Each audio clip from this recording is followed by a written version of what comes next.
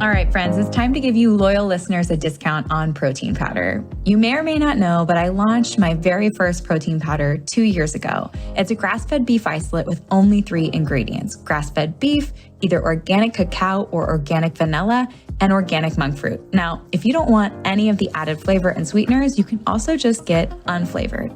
And no matter what flavor you choose, you're getting over 23 grams of protein per scoop, which is going to keep you full and satisfied between meals.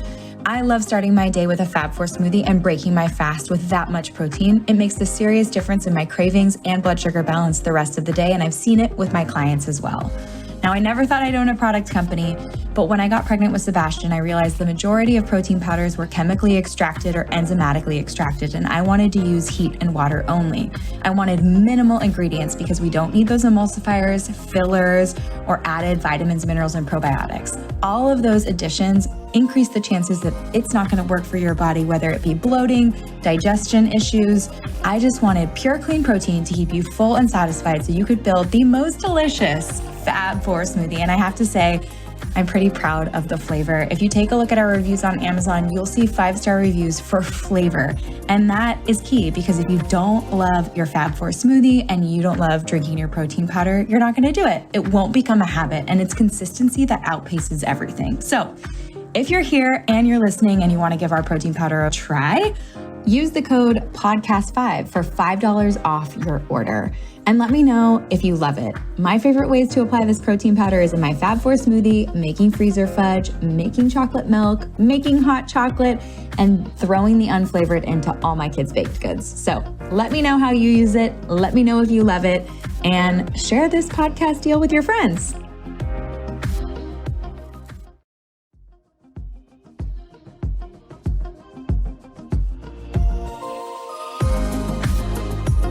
Dr. Austin Perlmutter is a board-certified internal medicine physician and New York Times bestselling author. He received his medical degree from the University of Miami and completed his internal medicine residency at Oregon Health and Science University in Portland, Oregon. His focus is in helping others improve decision-making and quality of life. He is also interested in methods of understanding and reducing burnout in the medical field, and he co-authored the book Brainwash.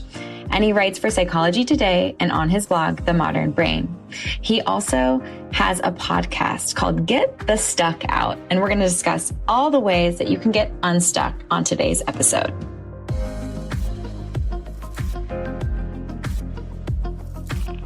Austin, welcome to the show. I'm so excited to have you. It's been such a long time coming. We have so many mutual connections that it felt like we were orbiting one another and following each other online. And so it's just so nice to see your face and have you here. Thanks for being here. Yeah, I'm so excited to be here. And, same thing on my end. I know we've been in the same kind of clubhouse rooms, in the same online spaces, and I feel like this conversation has been a long time coming. Definitely. Well, I'm so excited because I think what you and your dad do so well is you take the science, you weed out the takeaways, and you give people real actionable steps. And something that I've noticed in a lot of the papers that you put out and the articles that you write is that what you're trying to do is pull away the noise and get people back to the basics, right?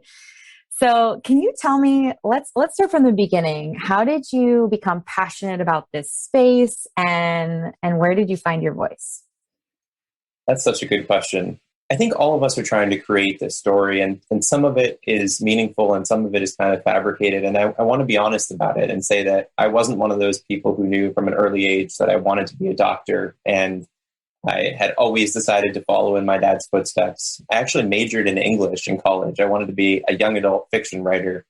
And it was only through a kind of series of events that I realized I probably needed to go into something scientific. I always liked science, always liked applied science. I always liked the idea of helping people. So I wound up for those reasons really in med school. But doing the 4 years of med school and then the 3 years of internal medicine residency, I had this idea in my head that I would get the necessary tools so that I'd come out on the other end and I'd be able to solve people's problems. I think, like you, I see this problem, which is that we have these chronic preventable conditions. We know the solutions, right? You eat healthy, you exercise, you get some sleep. You tend to do a lot better than spending your day in my opinion, watching cable news and eating a bunch of junk and having junk relationships. So I thought I'd just get my patients in the room. I'd ask them about their diets. I'd ask them about their exercise. I'd make those changes and everyone would be healed.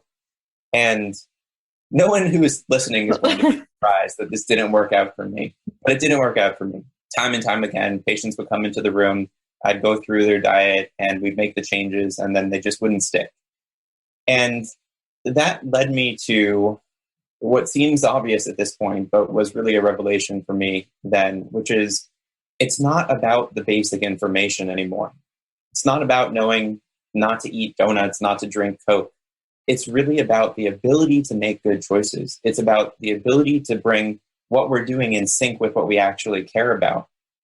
What that led me to was several years of investigating what it is that actually drives our decision making. What happens in the brain, what happens in the body that gets us to do one thing over another thing, that makes it hard for us to do what we really want to do. And understanding how so many aspects of the modern world have kind of set us up to make it harder to make good choices, even when we want to. And I'd say in the last couple of years, that has coalesced for me into a concept called stuckness. And the way that I conceptualize the world today is that we are just stuck. We're stuck in patterns of destructive decisions and destructive actions and destructive thoughts. And that stuckness leads us to have kind of a crummy time in life. So where I focus now is on educating people about where this stuckness exists in our biology and what we can do to kind of rewire ourselves from the ground up so that we're able to get to the outcomes we care about. So we're not constantly finding ourselves doing the things that are destroying our brains and our bodies. And that has led me down a variety of different paths, everything from better understanding psychedelics to the microbiome. But it all comes together in this concept of getting the stuck out of our bodies, getting ourselves to a state where we're better able to kind of live the lives we want to and not so stuck in making the decisions that other people think are best for us.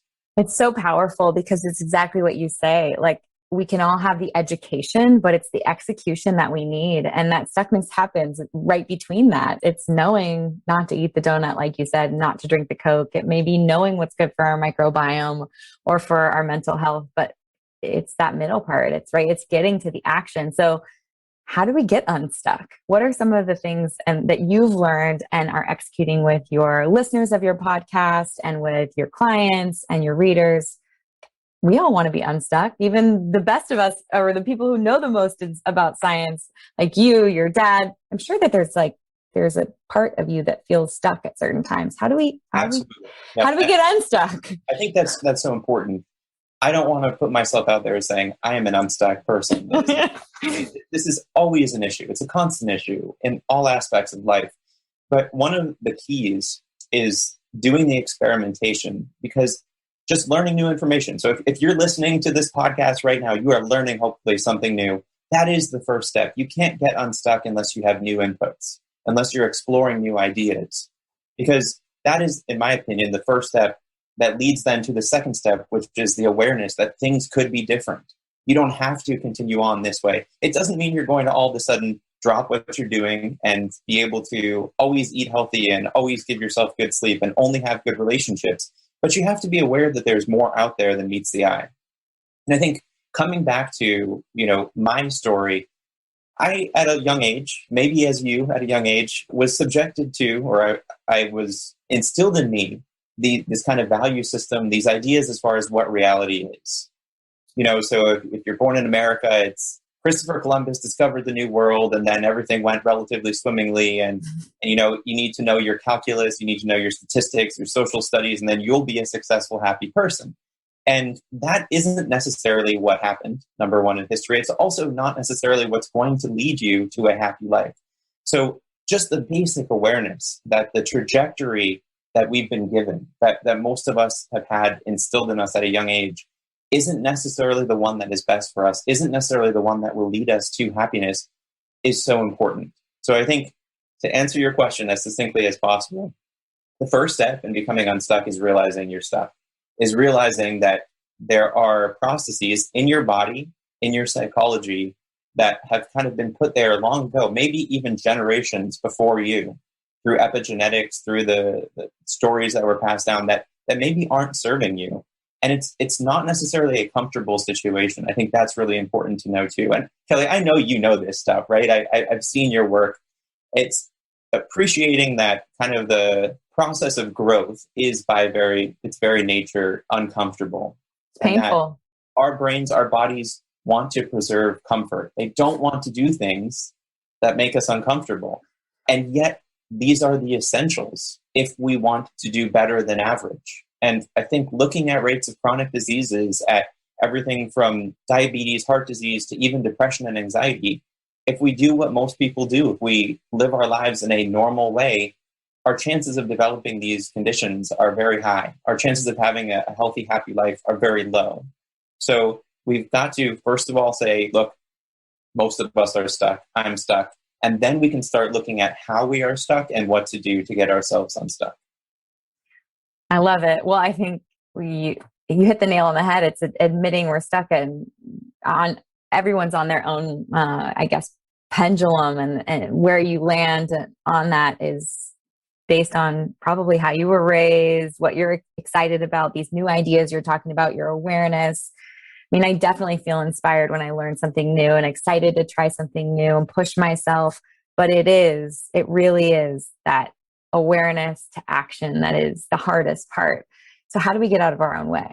Yeah, I think that coming back to kind of this idea of the brain wiring, the thing that I recommend to people first is get your brain in the right state, because brain is kind of the central driver of everything. If your brain is in the right state, you can make good decisions. You can do things like exercise. If your brain isn't in the right state, if you're psychologically in pain, it's much harder to do the basics. And there is this really strange kind of understanding that is, in my opinion, quite false, which is that the mind and the psychology is separate from the biology. And so we look at psychology as something that you can just kind of power through, right? Just put yourself in a growth mindset or just stop feeling anxious. Yeah. On the other hand, if you have blood sugar problems, let's say, that's a physiology thing. And what you need to do is change your biology there. You need to eat different foods. But it's all connected. So I think we have to start looking at what is the first step towards changing our biology. And that looks at brain function. The recommendation that I give first, as somebody who I've spent a lot of time looking at literature on food, on exercise, on the microbiome, I think sleep is really key. And the reason for that is one night of good sleep or bad sleep will determine your brain state for the next day, potentially even longer than that. And when you look at these look at these studies, you can see that brain activation changes in one night of sleep deprivation. And it changes in such a way that kind of gets you to make worse decisions, that makes it harder for you to focus.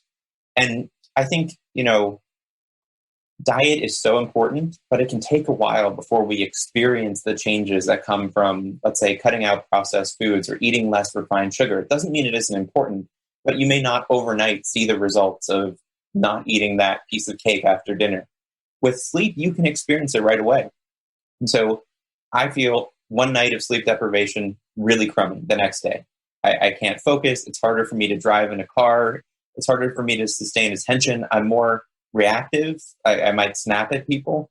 And I think, I know these are common experiences, but what people don't appreciate is what you're experiencing is the changes in your brain. You're literally experiencing the changes in your brain circuitry that come from one night of sleep deficit. On the other hand, you give yourself that good 7 to 8 hours of sleep one night, you're wiring your brain in a way that makes subsequent good decisions more likely, that makes your emotional regulation better the next day. So I see this as kind of changing the computer, changing the system itself, rather than trying to change the environment or trying to change single inputs. You're actually changing the master regulator. So I go sleep first as far as the strategies for getting unstuck. There are a lot of other ones, of course, but I think that that's the one where people will see the most bang for their buck in a short amount of time. No, I love it. It's low-hanging fruit. And also when you talk about diet and removing that piece of cake or pulling out the processed foods, what sometimes comes with that type of diet change is less energy at first, right? Less sugar, less of that sugar high and less of that immediate glucose energy that almost, whether you call it keto flu or cleaning, that those lethargy that comes from you eating whole foods right at first in those first few days, like you're immediately getting the benefits of a good night's sleep and you're not having to push through the pain of, oh, I really was having fun with all this processed food and it was quick energy. And now I'm, pulling back and I'm feeling the effects of that, which is great. I love that. Now, also, you dive deep into Brainwash talking about mental hijacking. And so a poor night's sleep is something that hijacks you mentally. What are some other things that may hijack us mentally and keep us from becoming unstuck? I think one of the biggest misses we have is that we tend to focus on what we put in our mouths as far as changing our biology. We don't focus as much on what comes in through our eyes and our ears as a way of really hijacking our brain circuitry and hijacking our mental health. And I think you can look at kind of the continuum of, let's say, an American's life from childhood through adulthood and ask, what are the messages? What is the content that's coming in through the eyes and the ears? And when you look at marketing of, let's say, junk foods, right? This is connecting the food piece with what comes in through the eyes and ears. You see that ads on TV for foods are preferentially junk foods, that we have celebrities who get on there and talk about I'm a professional athlete, but I still drink this sugary drink.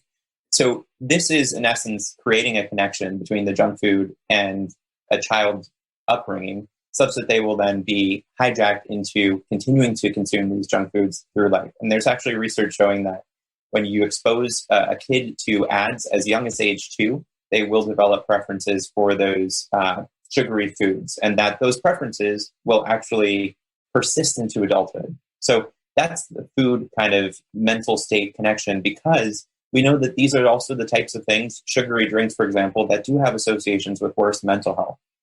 At a more kind of general level, I guess, thinking about the quality of the content that we consume on a daily basis, the average American adult spends 11 hours in front of a screen each day. It's kind of appalling. 4 hours plus of that time is just watching TV, and then 2+ hours on a smartphone. Now, I'm not saying that screens are bad. That's not the case. But what I am saying is the information that comes out of that screen goes in through your eyes and ears, changes your brain function. The most concrete association, I think, is looking at how news media has become progressively sensationalized and specifically negative. There's a lot of work that's been done to look at how the news has shifted towards a more negative state. And we talk about this in the book. Why that's important is because this sensationalized, anxiety-provoking negativity activates the stress centers in the brain. It promotes, this constant flood of cortisol. It promotes this constant stress state. This constant stress is associated pretty strongly with anxiety and also with depression. And it's not always clear, I think, for people when they consume, let's say, an hour of cable news, that what happens after that, as far as the way they feel, is a reflection of what has come in through their eyes, what has come in through their ears. So I see this as really a key thing to modulate, because, like I said before, if you're spending 11 hours of your day in front of a screen, maybe it's Zoom calls like this one, but a lot of the time it's just taking in whatever is available. It's watching whatever is put on the screen. And when that content is sensationalized, is stressful, you are wiring your brain for worse decisions, yes, but you're also giving it the inputs it needs to increase risk for depression, for anxiety. I think you can get into social media. There's a lot to be said there as far as how that might, in certain demographics, specifically I look at younger people, specifically younger females that seem to have the most issues with social media use as far as the development of mental health conditions.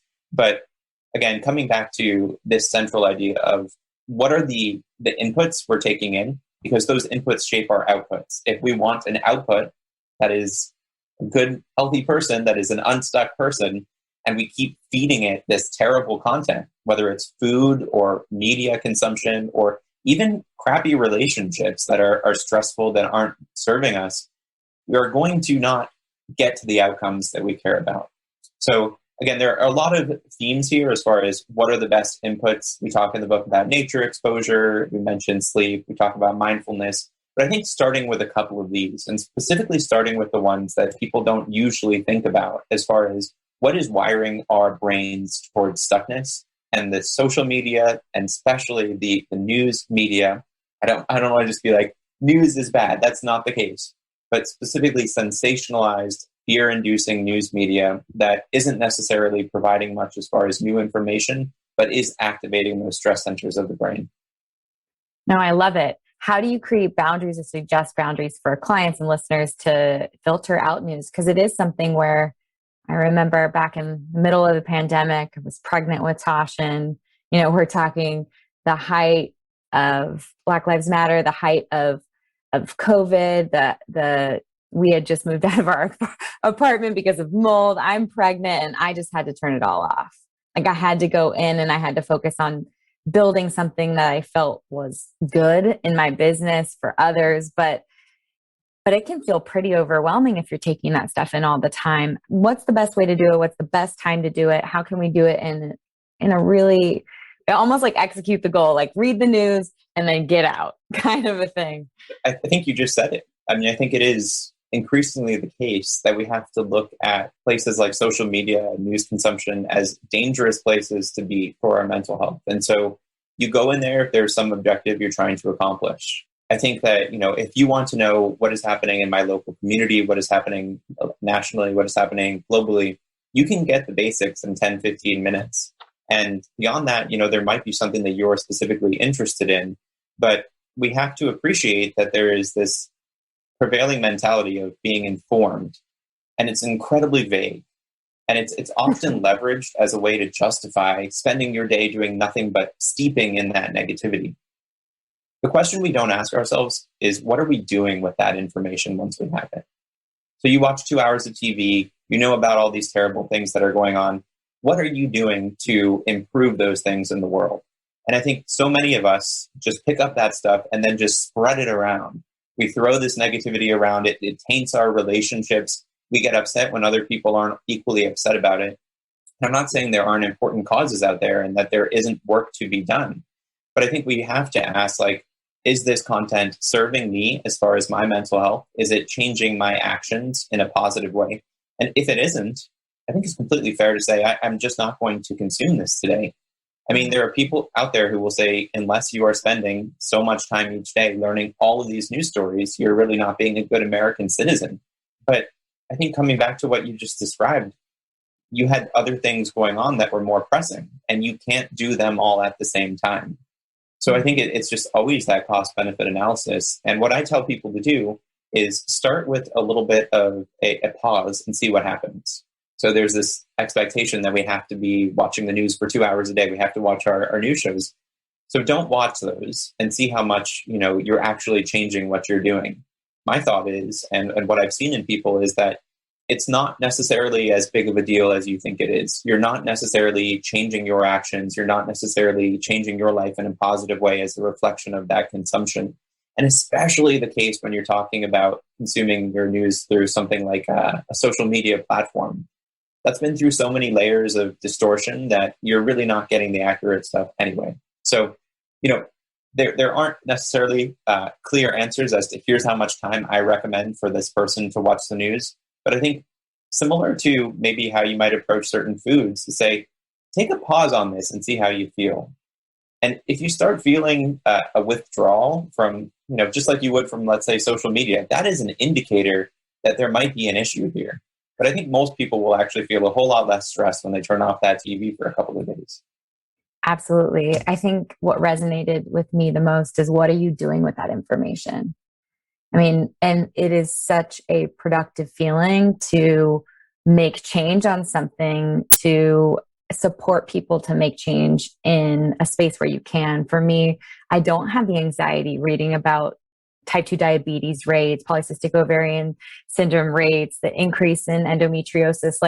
It's heavy for me. It upsets me that these chronic lifestyle diseases are out there and that we can do something about them through diet and lifestyle. But I actually feel empowered with how I can help people through that. I think with, certain other news stories, it's the stress and anxiety of really not being able to be productive on it and just absorbing it. That resonated real hard. It does seem like what you're describing here is once you have a basic matrix for where this stuff fits in, it's very different than just, sitting there and absorbing whatever you're given.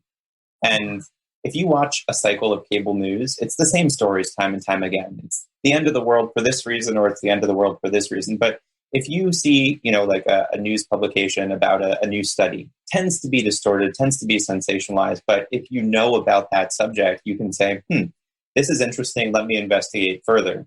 And so you get that reflection on it.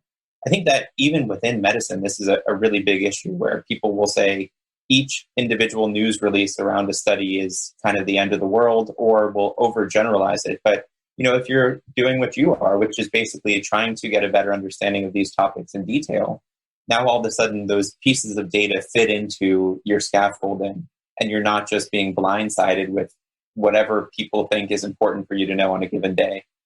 Action makes me feel good. Deep diving my rabbit holes lowers stress and anxiety for me. It makes me feel like a productive human being, and kind of digesting it, pun intended, and putting it out into the world, it makes me feel good.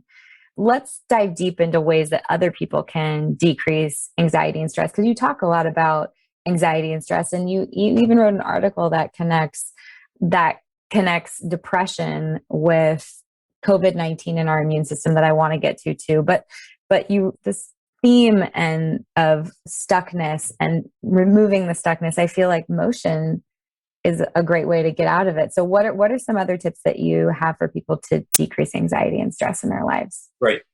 So to that point, I think you can conceptualize motion in several ways, right? You can talk about physical motion, which, as you know very well, is probably one of the best ways to increase neuroplasticity, to literally rewire your brain for the better, in addition to all the benefits it has for things like chronic inflammation, as well as improving sleep. So kind of everything, right? So physical motion is key. But I think motion of ideas and mental motion is really important too. So trying new things is a really great way to also improve neuroplasticity. You're basically wiring your brain in new ways when you do new things, whether that's learning a new language, or learning a new instrument, or speaking in public. I mean, I went to Toastmasters several years ago. That was stressful, but that is good stress because it forces you outside of your element. And next time I did it, wasn't that I wasn't nervous, but it wasn't as bad. I had basically wired my brain in such a way that now kind of overcome that initial stressor.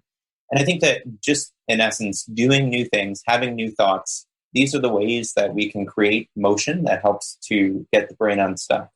I did want to touch on this, and we can go into this in more detail if you like, but when you mentioned this article about COVID and the immune system and depression, it, for me, is a representation of, I think, this idea that we have to understand, which is when you're looking at things like, let's say, depression, anxiety, we now understand so much more about the underlying biology, and appreciating that it's not like somebody just gets depression because their mental state is not good, or somebody gets anxiety because they, just watch too much TV, too much news. We appreciate that there are changes in the brain, changes in the body that can tell us about a person's risk for and how they will progress with these conditions. So when you think about what kind of is driving this, the one that I focused on in this article, and I think really where we're moving in a lot of medicine is looking at the immune system, is getting beyond just inflammation bad, non-inflammation good, and appreciating that there are all these immune molecules and cells, and it's kind of their populations and their subtypes, which you can stop me if we're getting too detailed and nerdy here, but this is what we're here for. Let's go deep. Okay, well, so it's these immune molecules that in many cases direct kind of who we are. And I mean that because it changes our mental state, it changes our cognition. And so when you're thinking about, how is it that the foods that I eat are actually changing my mood? Or how is it that the exercise that I'm getting is changing my mood? Many of the pathways there are actually through the immune system. So it's kind of a master system in that it is, I look at it as kind of the principal translator of what happens in the outside world to the inside world. You have these big systems. You have the endocrine system with hormones. You have the nervous system with the brain, obviously. You have the microbiome, that's its own kind of thing. But the immune system talks to all of them. And I think what people tend not to understand is that it isn't, like I said, this binary boost your immune system or you're in bad shape, or saying you either have inflammation or you don't. And if you have it, you're in poor health. And if you don't, you're great. It has a lot to do with kind of the personality of your immune system and how that gets programmed by the outside world. So I know we're going down this rabbit hole here, but we're going to keep going just a little bit further because I want people to appreciate how important this is. When you eat food, that information obviously goes through your digestive tract and it gets to your gut. And so then we talk about the microbiome, very popular topic. You have all these bacteria, trillions of bacteria. They interact with your food, they digest your food, and then you basically get all these molecules and all these effects from the microbiome. But the majority of your immune system lives in your gut. And the reason for that is because the immune system is in conversation with the outside world. So it's talking to the food that you receive, or it's learning from the food that you eat. And it's also talking to the microbiome. You are programming your immune system through what you eat. So you are kind of determining, based on foods you eat, am I going to have an immune system that helps my mental health? Am I going to have an immune system that improves my metabolic health? And why that is so key is there's, again, this big conversation about chronic inflammation driving many of our diseases. And you can regulate that inflammation through your gut health. And you can regulate it by kind of targeting specific populations of immune cells. I think that's really where science is going now, where you can say, based on these labs or based on the way that this patient's disease presents, their immune system is imbalanced in this way or this way. And therefore, they need to eat this food in order to increase populations of these cells or decrease populations of these cells. So as far as what that means for right now, because I know that kind of is a lofty goal as far as people's dietary recommendations, I think just the understanding that the choices we make each day are massively changing our immune system, and that those changes in the immune system are kind of driving not only our health, but who we are as people, that they're directing our psychological state. And there's a ton of research now being done that specifically links immune function with depression, and even links the microbiome with depression through the immune system. So as we're looking at these foods that we should or shouldn't be eating, as we're looking at interventions that change our gut health, so much of that actually relates to how we're modifying that immune system. And I think, obviously a lot of talk about immunity through COVID. But what I wanted to emphasize in this paper is that, yes, it's important to think about what happens when you get an infection, but so many of these effects on immunity can be also the function of non-infectious causes. So you can get an infection that causes this dysregulation in the immune system, but you can also just eat junk foods that causes this dysregulation in the immune system. You can not exercise and it does similar things. That provides a whole bunch of opportunities, though, for us to basically get an idea of, is our immune system in balance? And then once we have that understanding, what do we do to reset that balance? Whether that's through dietary interventions, through physical activity, stress-lowering interventions, even nature exposure, which has been found to alter the immune system. So that's my little spiel on this. And I think, hopefully, in my opinion, a couple of years from now, we'll come back to it and we'll really have an understanding of how you can personalize immune interventions. But it does seem like this is the next frontier because we're just scratching the surface of this. But there are connections now between immune imbalance and depression, immune imbalance and anxiety, PTSD, immunity issues with metabolism. And I think that the more that we can both understand our immune personality and then personalize interventions that get towards balance, the more opportunities we'll have to significantly alter the trajectories for so many of our health issues today, including mental health. I love it. It's light at the end of the tunnel.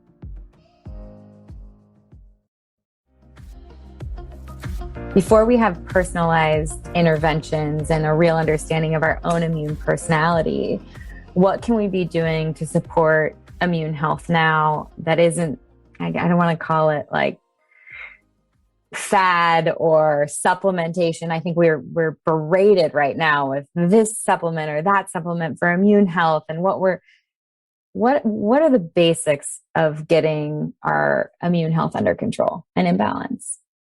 This is a really good question, and I totally agree with you. I think there are a lot of products out there that would say, you take this, you boost your immune system, you're good to go. And again, to appreciate, the issue here isn't that your immune system isn't boosted enough. You know what I mean? Yeah. Like, your problem is that you're not happy enough, so you just need to boost your happiness and not look at the fact that maybe there's stuff going on in your life. That's the reason. You can't just say, oh, have more happiness pills. So with immunity, you're looking at several of the core systems that, Kelly, I know you've talked about a lot. And I think there are a couple of kind of basic techniques that are key. I think one of those has to do, obviously, with food. And I think that the very basic piece of that is to avoid foods that bias immunity towards too much inflammation. The ones that I tell people to avoid, and I'm sure putting anything out there that people haven't heard, is processed foods, specifically looking at added sugars, but really anything that has been highly refined. So looking at things that have added vegetable oils and the like, things that have been fried. But I think the main one that I go to is, for sure, looking at both sweeteners that are nutritive sweeteners or normal sugar type sweeteners, but also artificial sweeteners, partially because there's some association between gut health, basically microbiome changes, and consuming artificial sweeteners. So can you clarify the artificial sweeteners and what you're talking about? Yeah, absolutely. So, I think this is a nuanced subject and perhaps something that you're better qualified to talk about than I am. But you have kind of like your standard sugars. So sucrose, table sugar, you have things like honey, molasses, all of these kind of varieties of sugar that can be found in the natural environment. Right. And you think, oh, it's natural, therefore healthy. I wish that was the case. But yeah. I think of it as, this is just another processed food. You're not eating a piece of sugar cane, right? Yeah. You're basically not eating whole beets. You're taking those ingredients and you're basically pulling out all the fiber. You're getting this sugar, and it seems to be that highly processed version of it that is problematic.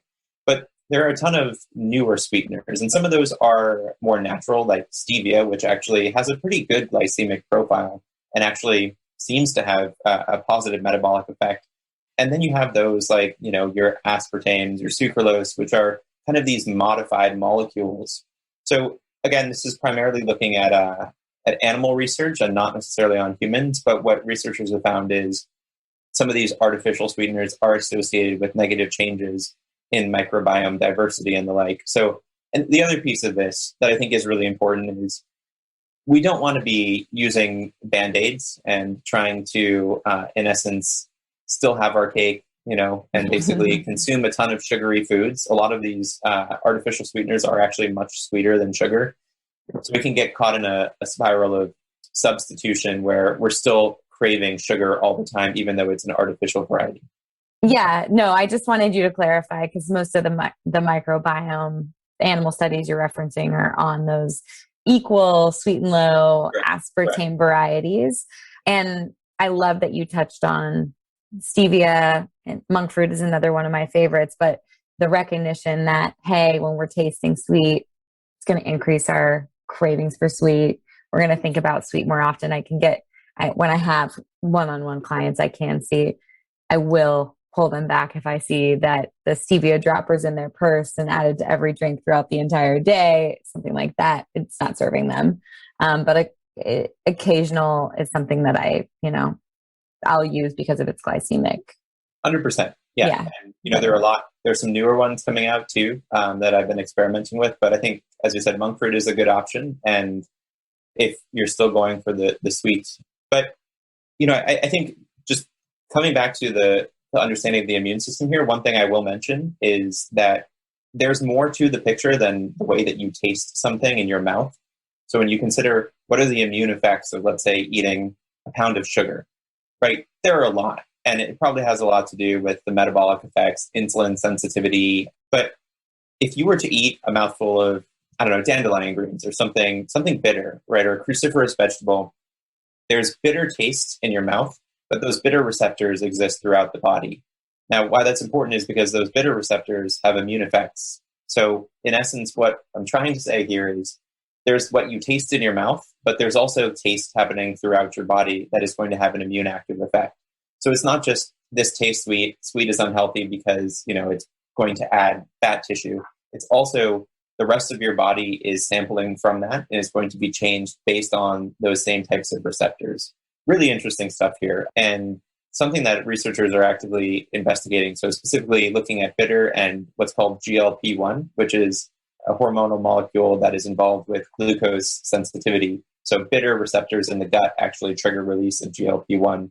And so there's a lot to consider here. But again, your question was, what are the main interventions to rebalance immunity? And I think, again, looking at your foods, specifically looking at how to move away from processed foods, I think adding in any intervention you can to support gut health, because as I've said before, majority of the immune system is located in and around the gut. You can't have good gut health and bad immune health, and kind of vice versa, because those microbes that live in your gut, as well as your gut cells that make up the lining, they're always in communication with the immune cells and the gut microbes and kind of the foods through these gut lining cells. And so when the immunity is messed up down there, those gut cells get damaged. When the microbiome is messed up, the immunity gets messed up. So there's really no way of escaping it. You have to have good gut health if you want to have a healthy immune system. And obviously that's an entire topic in and of itself. But the basics there for people who are just being exposed to this, you're trying to eat pre and probiotics. You're trying to get some fiber in your diet. You're trying to ensure that you're including some fermented foods in your diet. These are the things that overall have been associated with better gut health. There's a lot of people out there who would say you need to take specific strains of probiotics to do that. I haven't been as impressed by that research. I think there are individual studies that indicate a trend, but I think at the moment, I try to go to whole food-based interventions. So I think getting some fiber, getting some fermented food in your diet is the first step I would go to for that. Now, it doesn't mean you don't need to work with a provider if there are still not issues that you don't feel are resolved. And again, gut health is a really important and large topic, but food, specifically around processed food and gut supporting food. And then I think, certainly exercise plays a role. Interestingly, exercise increases inflammation in the short run, but what you're really getting there is what's called the hormetic effect, where in the long run, you're actually balancing inflammation and balancing immunity. So exercise is important. But I think really the stress immune connection is the last thing I'd want to mention, because it's an interesting thing. Stress and cortisol actually lowers inflammation. And so if you've ever gotten a cortisol injection or cortisone injection or steroid injection, or if you've ever taken steroids, or even if you just put a topical steroid on a rash, you will understand that that is an anti-inflammatory. It calms down inflammation. But what has been consistently shown is that too much stress for too long seems to increase inflammation, throw off immunity. And I don't know that it's quite understood exactly why. There are some mechanisms involving a lower sensitivity of receptors in the stress system. But bottom line is, too much stress seems to throw our body into the state of immune imbalance. And I always kind of hesitate to get into this topic, because one of the things that really bothers me is when people say, don't be so stressed. Stress is bad for you, so don't be stressed, Yeah. You're like, how? Just give me the how. Exactly. People say, many people today are stressed. Stress is bad for your health. So it's very important that you don't be stressed. It's like telling somebody you should just be happier, right? Why are you not happy? Happiness is good for your health. But so I'll just give the one intervention that I think is great, which is trying to get a little bit more nature in your life. It's the one I think people don't think about. And it's been shown in research that even 20 minutes of nature exposure in an urban environment, not telling you have to go out to a national park, but in an urban environment, is significant enough to lower markers of stress. I think potted plants in your home, if you can care for them, don't start with a fiddle leaf fig. Getting maybe a snake plant, something relatively hardy, or maybe succulents, even though I've killed some succulents in the past. Me too. Embarrassing to say it, but I think just getting some nature in your life is an awesome way to help temper the stressors, in addition to the things you may have already heard. I think mindfulness is great, but again, I don't know that I'm the one to be telling people just be more mindful. So you have to find the thing that works for you. What I've noticed throughout this podcast is that you're giving people the low-hanging fruit. Getting outside in nature is a lot easier than learning how to meditate and do breath work. You just have to be outside and breathing, which just means you have to be outside, because most of us let's hope all of us are breathing. And you've recommended that people get a good night of sleep. I mean, these are things that people immediately can start implementing in their lives, and they have lifelong effects through, getting into a place where you have amazing sleep hygiene and you're feeling your best, to have an amazing work day, to have great relationships. Like, I just think about the cascade of changes that happen throughout your life when you do that, to supporting gut health for immune health. These are all the simple non-fad approaches to change. Right. And because of that, they don't necessarily have as much cachet. Can we talk about that? Yeah. Oh, yeah. This is the biggest challenge. If you are a health influencer, right? If you were to post on Twitter and say something like, this intervention is the only fix. I'm drinking celery juice every morning and it fixes everything. Yeah, heard of that one. But yeah, sure. Pick your intervention, right? So find some random superfood, grind it up, turn it into a juice, and then say this cures cancer, reverses diabetes. That will have cachet, right? People will share that. And it's really getting back to the central theme of how the brain works, how psychology works. People pay attention to things that are stressful, but they also pay attention to things that are novel. And so if you put something out there that's, oh, I've never heard that before, and you're also providing a solution to their problems, that's something people will pay attention to. But if you just take a strong stand, that's something people will pay attention to. So you say veganism 100% or carnivore 100%, you'll get some traction there. You'll also get people who say you're wrong. Yeah. But what is very bothersome to me is, because of the way the system is set up, there's not so much emphasis on the things that have been shown consistently to work best. You can't really write a book and talk about, eating a balanced diet and that's your intervention, even though that is the thing that consistently works best. There are a lot of popular diets out there, right? There are keto proponents, there are gluten-free proponents, there are paleo and vegan proponents, but you can't just pick one of those and expect that. Well, so if you're going to write a new book, let's say, you have to have some spin. Mm-hmm. And where that becomes problematic, in my opinion, is that the average person is getting mixed messages. So they are getting these extreme messages telling them the only solution is celery juice 3 times a day. Mm-hmm. And when that doesn't work, because it probably won't, they find themselves disheartened, disappointed, and stressed. And when you're stressed, you make worse decisions. So you're more likely then to jump on the next bandwagon or whatever the new diet is. We're going to cut out some other macronutrient. I don't know what comes next. Maybe protein. And so we're missing the mark, in my opinion. Is there are very basic steps that all of us can and really should be taking, but we are distracting ourselves with the latest fads, the latest supplements.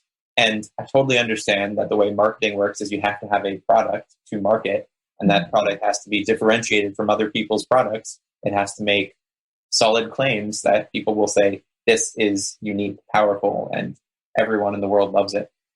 But there is this question of what is coming at the opportunity cost? What is the expense that comes from this? So the basic idea here is, I think most people will get the most benefit from doing the very basic lifestyle modification. And coming back to one of the themes I mentioned earlier on with the news, I think taking a step back and really trying to ask, what is it that you are going to most benefit from? And don't let other people make that connection for you. And people will fill in the blank. You say, I'm unhappy, people will say it's a deficit of blank. You say you're unhealthy, people will say you only need blank. But I think if you haven't done the basics, looked at your sleep, exercise, dietary stuff, it's very hard for me to get on board with the idea that the next best step is to start a supplement or to start some extreme weight loss fad, because those things don't perform nearly as well as sustained lifestyle change, even though they're made out to be the panacea that isn't substantiated. I think we all want a quick fix. We want to jump on these fads. We want the change, and those basic lifestyle recommendations, you have to get consistent. You have to make them part of your daily habits, and they have to be a daily thing to see those really big changes that people are looking for. And so it's easy to get distracted. It's easy to jump on something new. But I think what is the hard reality for me that you mentioned is people will do something for such a short amount of time and then they fail at it and their confidence takes a hit. And then they don't have the confidence and security in themselves to know, like, I can go out and do this. I can make change in my life. And that hopelessness is what just breaks my heart. Yep. I think you're dead on. And there is a pervasive idea that you can fix everything in a short amount of time, because that's in essence the way the societal mentality has moved. It's fixing our problems with the next purchase of whatever that might be, right? Either you numb it with food or with entertainment, or you subscribe to the next program. And one of my, I guess, major talking points is just trying to get people to understand that certain things are as they seem and many things are not. And if you understand how the brain works, it's very exciting, but it's not always as complicated as people make it out to be. And the best example, I know something you've talked about before, is just how habits are formed, how new behaviors are created. It isn't like you have a revelatory moment and all of a sudden you never eat junk food again. It's building slow habits over time so that you're basically automating the healthy choices. And habits take, on average, over 2 months to form, 66 days to get to about 95% efficacy. And why that matters is most programs are designed to give you massive weight loss in the first week. Go to the grocery store and look at any of the tabloid magazines. No one's like, 10 pounds of weight loss over 3 months, and it's been sustainable, and I feel great. No one wants to buy that magazine. And yet, if you look at what actually happens in the brain and in the body, it takes time. You don't want to lose 20, 30 pounds in a week. That's not a good plan. What you want is to change your lifestyle in such a way that you move towards a new state of equilibrium. And again, trying to better explain for people, here's how the brain works. Here's how habits work.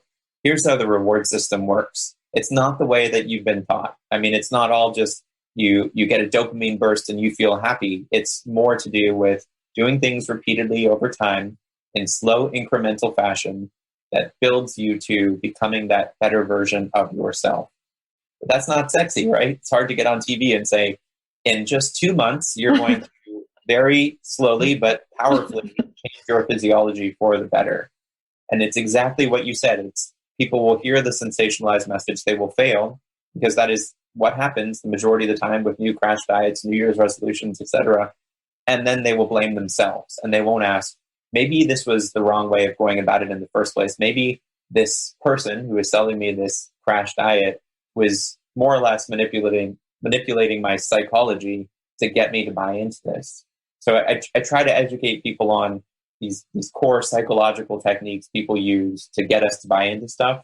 I'm actually doing a lecture later today on scams, because that is the extreme version of that, is basically getting people to make decisions that are 100% out of sync with what is actually good for them, but they think it's a good plan. But this is a microcosm of basically the modern world. We act in ways that are out of sync with what we actually care about. So you can talk about psychology, biology, but at the end of the day, you have to understand, like, most things in the modern world are set up for us to fail. So if you go in with that expectation, then you can be a little bit more, I think, consistent in reviewing what you're doing before you get on that slippery slope and you're out a couple $1,000s and also several weeks or potentially even more, as well as your health. I love it.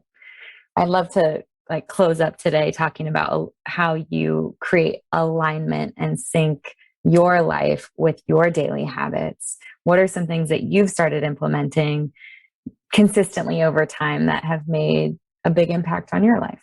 For sure. So my life has changed pretty dramatically since I finished medical training. When I was in training, I didn't have much autonomy whatsoever over what I did. So, it's hard to have all the mindfulness practice when you're working nights in the hospital for 12-hour shifts. But the big things for me have been a daily meditative practice. And, this is important. This is for me. I'm not telling people this is what you have to do. I'm telling people this is what has worked for me.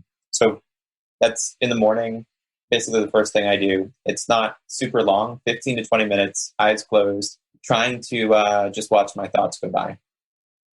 I don't do a specific type of meditation. I've tried apps and stuff, but I found that this is what works best for me. And I think in general, finding some sort of mindfulness practice seems to be key in the research. And this just happened to be what worked for me.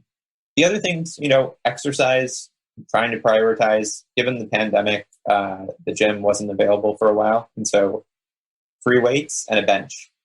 Nothing super exciting there. Some jogging and some free weights. And I find not only do I just generally feel better, but it's also one of the most creative times of the day for me. So having that exercise routine built in is one of my best idea generation times. It's also one of the times I get the most insight. There's actually some kind of cool research showing that exercise does correlate with creative ideas and a lot of ideas as to why that might be, but probably through the BDNF plasticity. So I think that's an awesome intervention. Then the last thing is, and this one's not new, it's been going on for many years. Well, maybe not quite the last thing. The second to last thing is the nature exposure piece. I now live out in the suburbs, and one of the things that my girlfriend and I like to do is just go explore new parks. And we found one pretty recently that's just incredible. So we'll just go there, walk around, look at the trees, look at the plants. There's no real agenda. And I think that's important too, because I think when we start looking at nature as an intervention, we can lose the benefits of that intervention. So just going into nature, being present seems to be very key.